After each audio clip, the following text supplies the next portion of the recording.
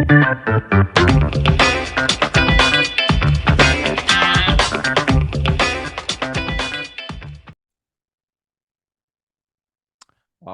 right. We are back with another episode of the Real Estate Investing Club, October 11th. We are well into the fall, my favorite season of the year. So I'm stoked. Today we have Meir Waldman with us from Nexus Towers. This is going to be an interesting one, a unique one. Meir focuses on cell phone towers on your commercial properties, on your residential properties. Probably can't be residential, but Meir will let us know because he's the expert in this. So Meir, thank you very much for hopping on the show. Hi, Gabe. Yep, thanks for having me. Honor and a privilege. All right, all right. I Happy to told get you, it. yeah, I told you right before we hopped on here. We like to start with stories, and I know you have experience in real estate. Right now, you're 100% focused on cell phone towers, on working with people who have them on their property. So, why don't you tell us first, how did you get into real estate in the beginning, and then how did you segue into cell phone towers? Yep, thank you. So I started out in real estate, dabbled with some houses with residential, and then moved into buying warehouses, um, underwriting deals, and I always came across unique tenants. Like in a parking lot of a warehouse, there were some trucks parked, and there was a lease talking about a month-to-month lease for trucks. But then I came across occasionally a cell tower lease. Started reading them, tried getting advice from people on understanding if this is financeable, how you underwrite it. There's a 30-day termination clause. What is the likelihood the tenant will terminate? What's the likelihood the tenant will extend their lease?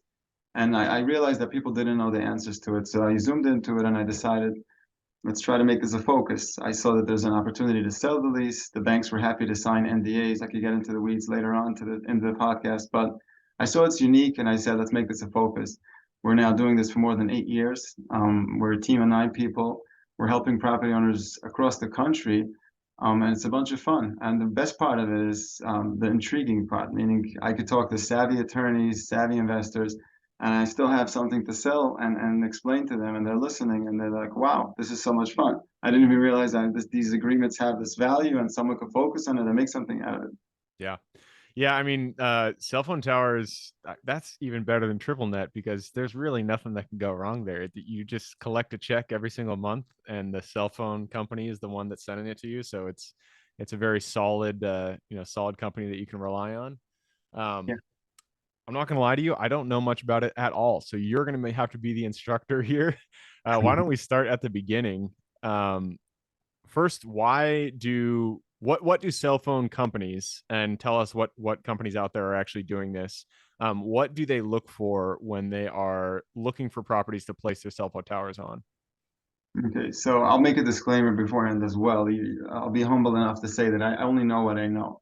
So it's the leasing financial aspect of the wireless industry. Obviously, like every industry, there's all types of all areas. And so I don't cover legal or engineering or anything outside of where my focus spot. And I go to these wireless shows and I network with a bunch of people in the industry. It's like we're talking two different languages. So I'll try to explain what I know, but here's the key motivator for the wireless network and what triggers a new lease to be signed and a new location to be erected on any one of your listeners' properties. So it's like, think about a Wi-Fi router in your home or office.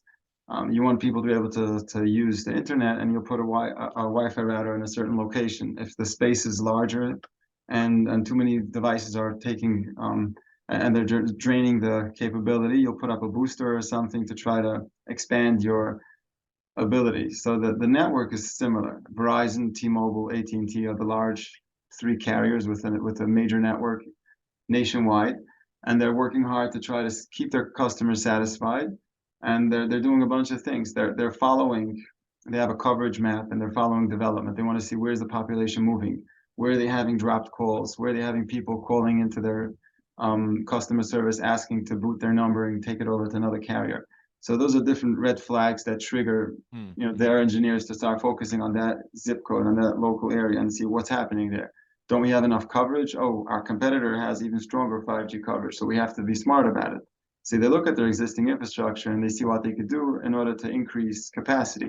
Maybe they'll upgrade an existing cell site, or maybe they'll have to deploy a new site because there's a brand new stadium, a shopping center, and a residential development with maybe 50,000 new users at peak hours. So that they'll be creative about it. I know certain locations have, let's say, next to stadiums, when there's big events, they'll boost it temporarily. They'll just come out for a day and add capacity to existing installation, just so they can handle the demand. Like you see, like real temporary stuff, you'll see it on a van or on a flatbed truck because it's there for a few hours for a temporary event.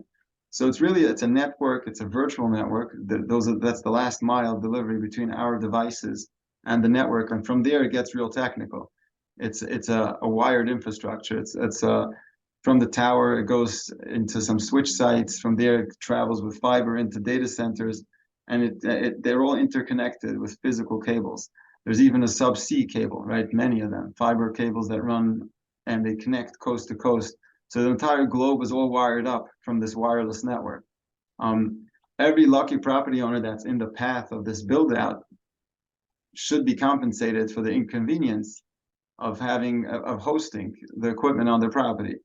Now, the interesting thing is that not every property owner is savvy enough, and not every property owner deserves the rent that they're asking for. Meaning, there's the fine line of where you could land and request this amount of rent for this. So, a guy in some rural area, if he wants to have $5,000 a month for that tower, he might be overestimating the value, and his neighbor might be willing to give the space for $1,200. So the tower company is not going to have a hard time there. They'll just go to the neighbor. In the middle of a city, gets a little bit more competitive, and there's all weird scenarios where people have development plans. They're looking to add a few floors to their building. The inconvenience of having the tenant remove their equipment and put it back post-construction could cost a couple $100,000 in some cases. So there's lots of things to take in mind. When you mentioned in the beginning about the triple net lease, it sounds cool, and they're credit tenants, which is awesome. But there's a few things to keep in mind. The lease agreements are long term, so like 25, 30 years. So you're locking yourself into terms that you better negotiate them well and make sure they are indeed triple net.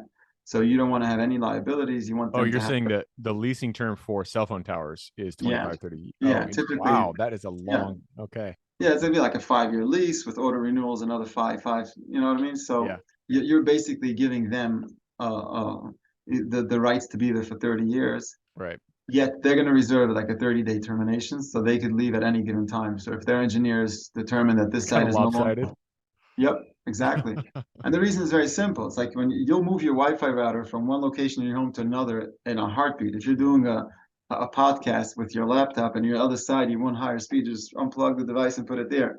So it's the same thing. If someone's going to build next door to an old cell site and now they're blocked and two of their sectors aren't able to radiate, then they're not doing their job. They'll just approach the new developer and tell them, look, we have to go on the roof of your building. And they'll call the old guy and say, sorry, we no longer need your location.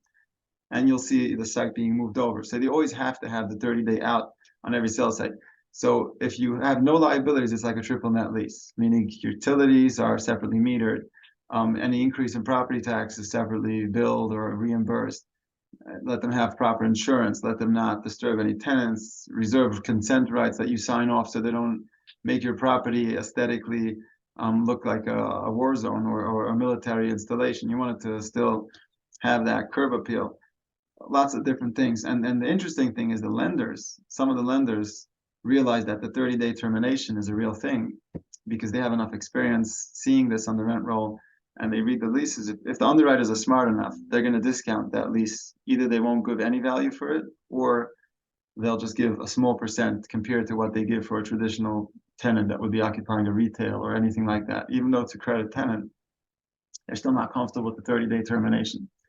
So financing these things can be well, okay, so if let's just say I had a plot of land out on some tertiary market near a big major metro.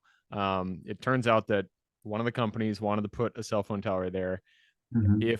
If I went to that company and said you could do it for whatever X amount, I'm not the one that is liable, that has to do the construction. I don't have to pay for anything, correct? Like they build the tower, they do any site prep work, all that. Correct. Yep. Yeah. Okay. Some unique cases, like someone could sign a lease saying that he's going to maintain the access road. It could be a dirt road running out in California on a mountainside, and it could cost money to maintain that road. If the only purpose, the only user is the tenant from the cell tower, you might as well iron out a good lease. And if they're the only user, you might as well, have them take the liability on the maintenance, things like that. But for the most part, you shouldn't incur any cost. So let's say you'll have to do your own legal analysis. You want to hire an attorney. You should ask the tower company for a little, legal reimbursement for that inconvenience for the lease. If you're just a landowner and you might get the lease, because for all you know it, you might sign a lease. They'll have like an option lease agreement that only kicks in once they get zoning approval. They'll go in front of the zoning board with multiple options. They'll show the zoning board, look, we have 3 sites. One is on the municipal land. The other 2 are privately owned land. Some local jurisdictions will have ordinances that will read that a case must be made and to show the board why none of the government-owned properties don't meet the requirements for the wireless carrier to put up their pole. The reason is because, why not let the general public benefit from the financial rent? But if the engineers will show that, this is a hilltop and they could really do more, they could cover both sides of the valley, things like that, the board will approve that site. So that's what if I was you going to had, ask next is, yeah, what is it? Is there anything that, like say you are an investor who's looking for land that you are hoping can get approved by these companies? Obviously not as your primary strategy, but as maybe an option that this could possibly be a benefit down the line. Is there anything about the land that would distinguish it from other pieces? And it sounds like elevation is one of them. elevation is definitely one. Demand is the other. So the problem is that no one knows where the next cell site will be approved and where it's going to be built. So for all practical purposes, if you want to know what's the key driver to selecting a site, it's population, demand, users, devices, streaming. So if you're near any busy, like even a highway, any metro, like a train station, anywhere, public transport, a stadium, or any type of open place where a lot of people gather, that's probably where the carriers have an interest in having a cell tower. You want to make sure there's no other towers in the area and the reception is bad. But I have people, overwhelming, reaching out to me, telling me that not only me, but everyone in our team, we have 35 properties. What can you do for me? Like they're all available. You want to lease space on the roof and maybe connect me to the people that need to lease. So I could talk about that if you want to get into it. Yeah, for sure. Well, Yeah. before we do that, what is Yes. what can people expect in terms of rent? I know it'll vary if you're downtown New York versus, somewhere in South Dakota, but generally, what do you see for rent that they'll pay? Yeah. So I'll say it should start somewhere around $1,200 a month, Okay. and it could go and up anywhere into the $5,000 range. It could be even higher than that. But if Okay. I have to give it a healthy average, I would say somewhere between 1,800 and 3,500 is where the bulk of the leases are gonna be. Okay. Now, talking about rents, because the industry is like 30 years old, it started in the mid 90s, so we're getting to like 30 years of age. Some of the early leases were signed by companies that no longer exist. So let's say Nextel, Cricket, Sprint. Clearwire, Sprint. So all these companies, as they merge and consolidate, they inherit old cell sites, and those leases were written like with typewriters, and some of them have a 5% annual rent increase. Mm, So let's say they started at 2,000, 3,000. You compound, you come down to today, you're probably at five, quite six, a bit seven more. thousand. Yeah. Yeah, so 7,000. At some point, the carriers make a conscious decision and saying, this is getting out of control. We have to bring this lease back into market. So what can we do to do it? So that what they do is they try to, I would say, bully, right? So they took some bullying tactics, and they'll do that by approaching a few owners with adjacent properties, alternative options, and then they'll go back to the original landlord and tell them, look, we have 3 alternatives in your area. It's either you agree to the going rate, the market rate should be around $2,800, and we're happy to do a 3,500 if you want to sign today. Otherwise, we're just going to have to pursue alternative sites. So that's what a lot of our landlords are dealing with today. And they don't know if they should give away a lot, give away a little, don't give away anything, try to hold strong and hold it out and see what happens. So that's talking about rental rates. Perfect. Mhm. And so, say I own a couple properties out in Texas, and I was like downtown Austin and downtown Dallas, and Hmm. these are big cities, and I would expect to have perfect coverage everywhere, but a lot of times I would lose cell signal, and I have Verizon, which supposedly has the best coverage. So I know that there is opportunity out there to have more sites for anybody who owns multiple properties in an area. How can they figure out whether their property is of interest to these cell companies? Right. It's a great question. Like I said earlier, Nexus can't help, meaning our company, Nexus Towers, we specialize in existing sites. So it's as if, think about the lottery. I like to use that analogy. So you have everyone wants to win a lottery, and then you have a small percent of the population that was lucky enough to ever win a ticket. So people that don't have cell towers are the ones that are looking, what do I have to do in order to win? Well, buy tickets and wait. Yeah. So in this business, it's almost the same. What we advise people is to register directly with the carriers. So Verizon, T-Mobile, AT&T, we actually put the links on our website to make it even more convenient. So it's on nexustowers.com on the page. It's 4 links. You're basically in the portal directly, and you're filling out a form on Verizon's page, on T-Mobile, on AT&T. You're giving them your contact information. Some of them get into the weeds, and they'll take location, nearest intersection, what kind of power supply do you have there, what's the height of the structures, who's the good contact person.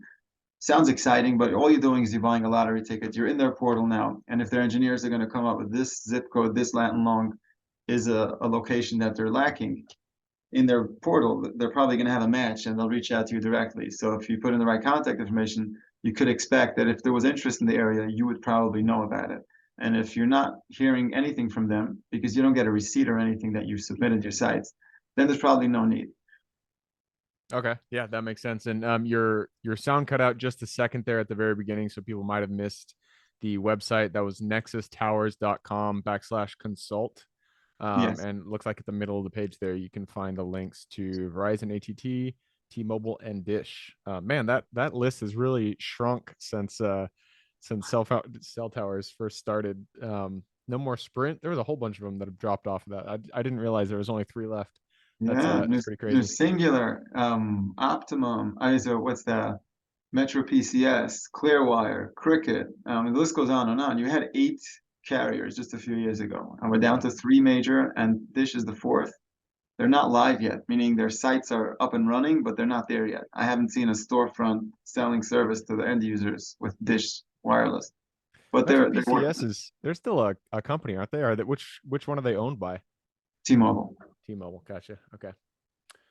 Cool. Okay, so I mean, you guys specialize in the leasing and the financing of this. Is there anything specific about leasing, say for somebody who currently has a cell phone tower or is looking to get into it, that they should know? Sure. So say up, you want to know, just making sure I understand your question correctly.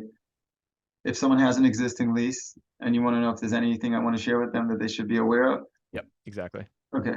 So the first thing is don't sign anything without consulting with someone that understands the business, because once you're signing it, you're basically going to live with those terms for a long time. So just know that. It doesn't hurt to have someone do. Actually, we offer a free analysis, which is from a business perspective, telling them which terms they should try to tighten. But high level, I would say you want to make sure you're getting compensated correctly. The monthly rent should be good. Your monthly escalator, like the escalation, the annual or term, whatever it is, should also be in line. It shouldn't be something like CPI or 2% per term. You also want to make sure they have certain different provisions that are in favor for property owners. So that's the first thing. Signing new leases is a big deal. The other thing is how to deal with rent reduction requests or equipment addition requests. Those 2 things are very tricky. Property owners reach out to us all the time with a new set of drawings showing us, look, T-Mobile wants to add another sector with 3 antennas. They're telling us this is a 5G upgrade, but they're also adding a generator, and they're going to be swapping out all their cabinets, and they're telling us they have rights to do that as per the lease. So it's a good question. So we'll offer that free analysis as well. Look at the original agreement, look at the original drawings, match it with the new drawings, and see if they're right or wrong. In most cases, they're right, but still, if they're compensating extra, like $300 a month extra, we'll make an argument and show the property owner why the case should be made to the tenant, T-Mobile in this case, to tell them that they're adding double the amount of square footage. If they were paying $2,800 for the first 250 square feet, wouldn't it make sense to at least give them another $1,200 for this addition? And in most cases, property owners walk away with a more favorable lease. And this all boils down to the end game of a wireless lease. So if you're ready, I'll explain to you the strategic disposition of wireless assets. Yeah. Every property owner with an existing wireless lease has an opportunity to sell the lease to a third-party management company. Tower companies and private equity firms that are focused on managing cell sites are offering property owners, let me manage this lease. I'll pay you upfront cash and you'll do a rent redirection to me. So these companies are going to acquire the leases by doing a telecom easement, and they'll pay the property owner upfront cash, somewhere around the range of a 6 or 5 cap, and the property owner just conveys their rental stream, takes the money up front. There's a few caveats. The first thing is the lender will have to sign an SNDA and give this company that paid the upfront lump sum first position on title. So if they had a lien on the entire property because they have a mortgage and all the rents are assigned to them, a subordination will satisfy this investor that advances the cash to the property owner for this lease. So if you're following so far, what I'm saying is that property owners with existing cell sites are always going to have the option to do a disposition, basically sell their cash flow for a lump sum cash upfront payment. And that I just did the math real quick on the side here. So if you said average is between 1,800 and 3,500, so I picked $2,500 a month as the lease amount. A 5.5 cap, which is halfway between 5 and a 6, that's $545,000 that they'd give you, which is quite a bit. Quite a bit. That's right. So really, it's right around where the market trades. There's always there's risk, there's reward, and the underwriting from all these buyers in the space. You get a couple of dozen companies that are reputable in the space buying these cell sites, and we deal with most of them. We try to partner up property owners with buyers that are capable in closing, meaning not only to have a handshake and LOI, but actually see it through the finish line. So we act as consultants in these transactions, similar to an insurance agency. So if you want to have a policy for a building and it has some environmental, some this, some that, and the other, you want to have a good, cheap insurance. So you'll take an agency that knows how to shop insurance, bring you a few quotes, and bring you highest and best, and the insurance agent's paid by the carrier. So we act as an intermediary in this space, as facilitating lump sum buyouts for wireless leases. Our relationship with property owners usually start off on consulting. So like we'll help them on the renewal, we'll help them on a rent reduction, and then ultimately we'll always want to keep them apprised. They should know the value of their lease. So whenever they get a rent reduction request, we'll interpret it like what you just did, calculation on the side, is that's always what we want to tell people. Look, your lease is worth $850,000 now. If you agree to this rent reduction, you're basically giving away $500,000. Your lease is going to be worth 300. And they're like, oh, no. When's the last time I gave someone $500,000? Could I sell it now, even though there's a pending rent reduction request? Well, the answer is depends. It really depends where you're at. If the tenant already notified you that they're exercising their termination, they did it in writing, according to the agreements, then when you sell it, and you'll have reps and warranties, you'll have to tell the buyer of the lease that as far as best of your knowledge, the tenant's not terminating this lease. Well, if that's still true, then you can still sell it. But if it's already true that the tenant's already telling you that they're canceling the site, you probably don't want to get into a mess.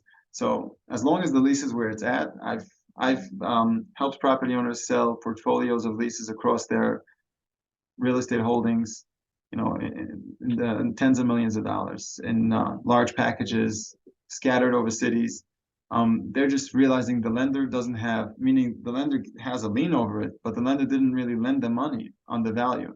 It's worth, let's say $12 million. And so why let these assets be locked up in a loan when they could put the money to work and satisfy their investors, make some upfront payments to the bank, satisfy them, take care of the property taxes, take care of some open liens and crazy stuff, post-COVID, whatever it is. Yeah. So people are really taking a breather, realizing that maybe the wireless piece is the good piece of the puzzle here to satisfy a bunch of problems. So it's becoming a popular transaction. People have started realizing it, but it only applies to those few lucky ones from population who already won the lottery. They have a lease. Who have already won the lottery. So you lucky lottery winners, there's more coming for you. That's great. Mm-hmm. Right on, man. Well, hey, we it looks like we've ran down the clock, so it is time to jump into the quick question round. I do appreciate you coming on. I always love learning, new strategies, new things about real estate, and this is something that we really haven't talked quite a bit on here. So, do appreciate you coming and sharing. You ready for the quick question? Go for it. Let's do it. It starts with books or any form of education. I need two recommendations, one for general life wisdom, and then one for real estate specific. Okay. So general life wisdom, I would say, is The Go-Giver. The Go-Giver is a powerful book. The concept is being a giver and giving for the sake of giving and empowering others and helping. So it drives a positive, it basically makes you surrounded with positivity. People start deferring to you, they listen to you, they become closer to you. So it's hard to understand before you do it, but once you're in it and you're in the giving mode, you start feeling the synergy that just people start feeling comfortable with you. It's a mindset shift. So if you've read the book, I bought that book, but I never actually read it, but I do have it on my shelf. So one of these days I'm gonna have to pick it up. yeah, it's a small piece of a broader mindset, meaning that the go-giver is basically teaching people to be a go-giver, like not a taker, but a giver. But there's more to it. It's like a small snowball that could turn into an avalanche. So the mindset is a very healthy mindset. So that's a big book. Real estate specific books. Or business or even cell tower related if you got something. Mhm. Great question. I'd say the EOS books, like those, the traction book, could teach people a thing or two about doing effective business meetings, measuring teams, delegating effectively. I'd say that that's one of the more impressive books that made a mark on my life.